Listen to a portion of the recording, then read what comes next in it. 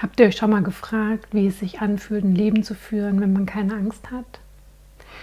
Und mit Angst meine ich das Spektrum von eine Situation oder ein Ereignis macht mich nervös und unruhig und das lässt sich ziemlich leicht wieder wegschieben, bis hin zu diesen extremen Panikattacken, die einem das Gefühl geben, nie wieder vorbeizugehen und dass man das nicht überleben kann. Dieses breite Spektrum ist für mich Angst. Stellt euch vor, ihr hättet keine Angst im Leben. Ganz natürlich, ohne dagegen zu kämpfen, sondern ihr habt einfach keine Angst. Ihr habt keine Sorge, dass euren Kindern etwas auf dem Schulweg passiert. Ihr habt keine Angst davor, dass eure Partnerin sich von euch trennt. Ihr habt keine Angst davor, den Job zu verlieren, dass euch etwas passiert, dass ihr krank werdet, dass ihr sterben müsst, dass etwas Schlimmes auf der Welt passiert, ein Krieg, irgendetwas ganz, ganz Schlimmes. Wie würdet ihr euer Leben leben? Ohne dieses Gefühl der Angst dahinter, was einen ja ständig irgendwie anzutreiben scheint und kontrollieren lässt, was man zu tun hat und was nicht.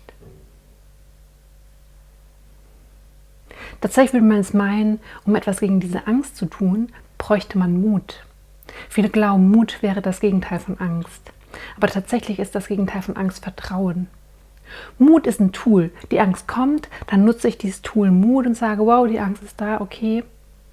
Ich tue trotzdem das, bevor mich die Angst warnt, in Anführungsstrichen. Aber tatsächlich braucht ihr Vertrauen.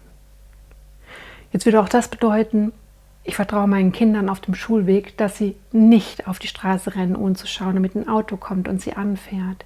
Ich vertraue meiner Partnerin, dass sie mich nicht verlässt. Ich vertraue der Politik, dass es keinen Krieg in unserem Land gibt.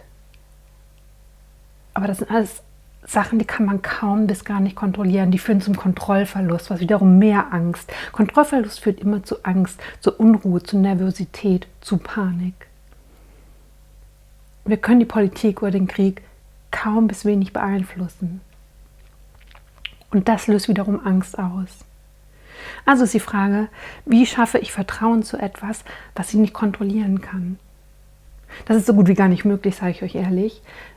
Wenn man nicht dahinter guckt, merkt man, das Problem ist nicht das Vertrauen oder das fehlende Vertrauen ins Außen, sondern das fehlende Vertrauen in einen selbst.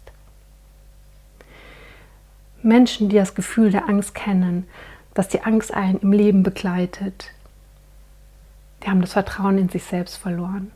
Das Vertrauen darin zu wissen, ich kann mit allem umgehen, egal was passieren wird. Mit ich meine ich mein Körper, meine Gedanken, meine Gefühle und Emotionen, meine Psyche. Wir alle als das ganzheitliche Ich, als das wir uns wahrnehmen, können das handeln, egal was passieren wird. Und wenn man dieses Vertrauen wiedererlangt, wenn man dieses Vertrauen findet in sich selbst, ist Angst nicht mehr notwendig und die Angst wird sich verringern und vergehen, weil man weiß, alles, was passiert, kann ich handeln. Probiert es mal aus. Probiert das Vertrauen in euch wiederzufinden. Probiert mal aus, hey, wenn ich Angst habe, vertraue ich mir selbst? Wenn ich Angst vor Krankheit habe, vertraue ich meinem Körper, dass der das selbst regeln kann? Dass der in einer natürlichen Balance ist und sagt, hey, das ist die Aufgabe meines Körpers, mich zu balancieren, mich wieder gesund zu machen. Ohne, dass ich das kontrollieren muss. Kontrolle und Angst die gehen immer einher miteinander. Das sind zwei Partner, die Hand in Hand gehen. Kontrollverlust führt zu Angst. Angst führt zu mehr Bedürfnis der Kontrolle. Je mehr Angst ich habe, desto mehr kontrolliere ich. Je weniger Kontrolle ich habe, desto mehr Angst setzt ein. Und so weiter und so fort. Also tatsächlich versucht, wieder in euch zu gehen, euch selbst kennenzulernen und zu lernen, ich kann mir selbst vertrauen. Ich bin auch etwas ohne meine Partnerin wert. Ich muss nicht einsam sein, auch wenn ich keinen Partner oder keine Partnerin habe. Weil ich das regeln kann. Es wird schlimm werden.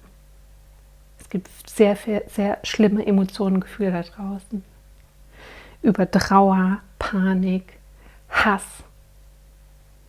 manche sogar Langeweile. Aber all das kann ich handeln. Weil ich mich kenne. Ich kenne meine Gefühle, ich kenne meine Emotionen, ich kenne meinen Körper. Und das schafft Vertrauen in einen selbst. Dafür müsst ihr euch aber selbst ganz genau kennenlernen. Dafür müsst ihr verstehen, wer bin ich eigentlich? Was macht mich aus? Wenn ich von ich rede, wer bin ich eigentlich? Und das sind viele, das Ich.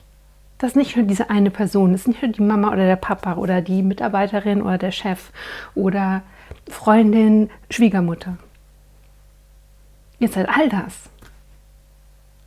Und das kennenzulernen, herauszufinden, wow, was macht das alles aus und wie kann ich wieder Vertrauen in mich finden? Wie kann ich dieses Vertrauen in mich stärken? Was brauche ich, damit ich wieder mehr Vertrauen in mich habe, damit ich größer und stärker werde und erkenne, wer ich wirklich in mir bin? Außerhalb der Angstblase, außerhalb der Kontrollblase. Probier das mal aus, ich bin gespannt.